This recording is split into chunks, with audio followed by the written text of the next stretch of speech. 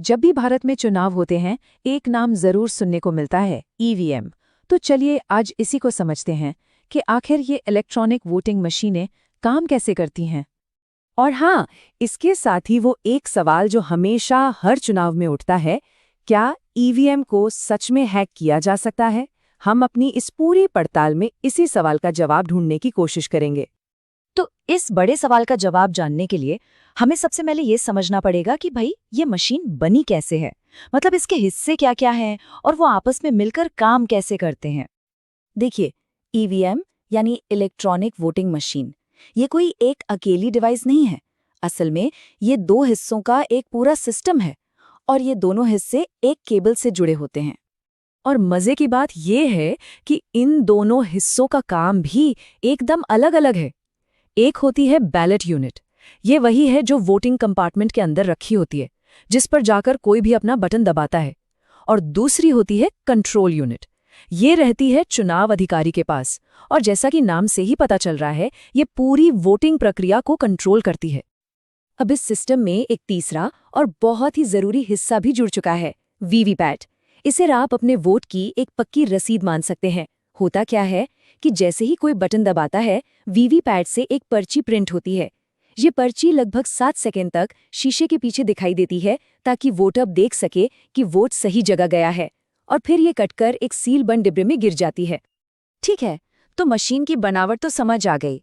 अब आगे बढ़ते हैं और देखते हैं कि वोट डालने से लेकर उसकी गिनती होने तक ये पूरा सफर तय कैसे होता है। एक आम वोटर के नजरिए से देखें तो ये पूरा प्रोसेस सिर्फ 4 आसान स्टेप्स का है। सबसे पहले पहचान की पुष्टि होती है, फिर उंगली पर वो न मिटने वाली स्याही लगाई जाती है। इसके बाद बैलेट यूनिट पर अपने उम्मीदवार का बटन दबाना होता है, और आखिर में वीवीपैट की पर्ची पर अपने वोट को कंफर्म करना, बस। और जैसे ही वोटिंग का समय खत्म होता है, उसके बाद एक बहुत ही सख्त और सुरक्षित प्रक्रिया शुरू होती है। सारी मशीनों को कड़ी सुरक्षा के बीच काउंटिंग सेंटर ले जाया जाता है। वहां पहुंचने पर सबसे पहले उनकी सील और सीरियल नंबर की बारीकी से जांच होती है।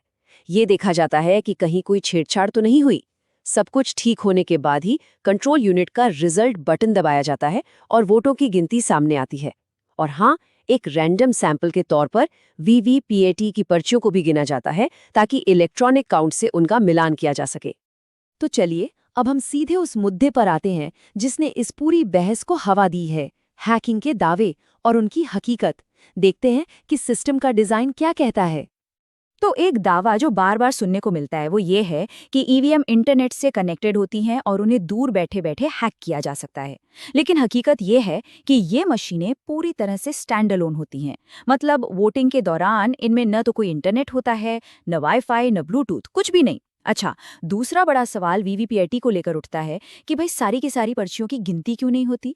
तो बात यह है कि चुनाव आयोग और अदालतों के जो नियम हैं, उनके मुताबिक फिलहाल सिर्फ एक रैंडम सैंपल का ही मिलान किया जाता है, 100% गिनती नहीं होती। और हाँ, इन नियमों को बनाने में और पूरे ईवीएम वीवीपैट सिस्टम पर नजर रखने में हमारे देश की अदालतों का भी एक बहुत बड़ा रोल है। समय समय पर अदालतों ने इस प्रक्रिया की समीक्षा की है और लोगों का भरोसा बनाए रखने के लिए जरूरी जांच के आदेश भी दिए हैं। तो देखिए, यहाँ पर एक बहुत जरूरी बात समझनी होगी। एक्सपर्ट्स भी ये मानते हैं कि सैद्धांतिक रूप से तो कोई भी इलेक्ट्रॉनिक सिस्टम पूरी तरह से हैक प्रूफ नहीं हो सकता।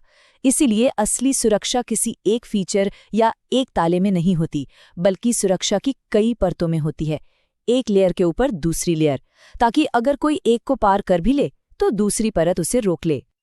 और ईवीएम के मामले में भरोसे का यही मल्टी लेयर्ड सिस्टम बनाया गया है। एक ऐसा सिस्टम जहां टेक्नोलॉजी और इंसानी प्रक्रियाएं दोनों मिलकर काम करते हैं। तो ये सुरक्षा की परतें हैं क्या? देखिए, इसमें कई चीजें शामिल हैं।